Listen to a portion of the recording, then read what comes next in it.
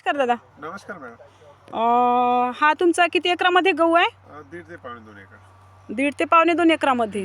तर याला सुरुवातीपासून काय बीज प्रक्रिया केली होती का तुम्ही? बीज प्रक्रिया केली, RPS लावला होता. RPS कोण्या कंपनीचं? धन्वंतरी. धन्वंतरी कंपनीचं ना? अच्छा ठीक आहे. आणि बीज प्रक्रिया केली RPS लावून आणि त्याच्यानंतर स्प्रे घेतला का मग? 3 स्प्रे झाला आतापर्यंत.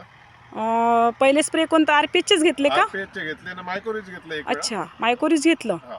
तर याचे रिझल्ट कसे वाटते तुम्हाला? रिझल्ट आता हे तुमच्या डोळ्याने दिसते, बघून घ्या तुम्ही आता. हो नाही आहेच म्हणा, पण तुम्ही सांगा ना तुमचं मनोगत. याच्या अगोदर मी असं कधी म्हणजे बघितलं नव्हतं. असं पाणी दिलं का पिवळट येऊन जाणं किंवा एवढी पाल राहणं हे अजिबात नव्हतं. अच्छा, म्हणजे तुमच्या शेतात असा गहू तुम्ही बघितलाच नाही बघितलं कधीच?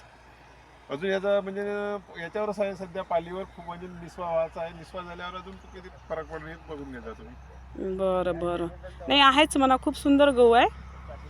तर 3 स्प्रे झाले RPSचे आहे ना? स्प्रे झाले आणि एक वेळा पेरणी करताना लावलेली आहे मला. अच्छा, बीज प्रक्रिया पण केली होती सुरुवातीला. नाही, खूप सुंदर गहू आलेला आहे हा. तुम्ही कशाला RPS वापरलं अजून पिकाला? मी भाजीपाल्याला वापरला आहे, आपल्या चण्याला हां, आणि तुरीला. तुरीला पण वापरलाय?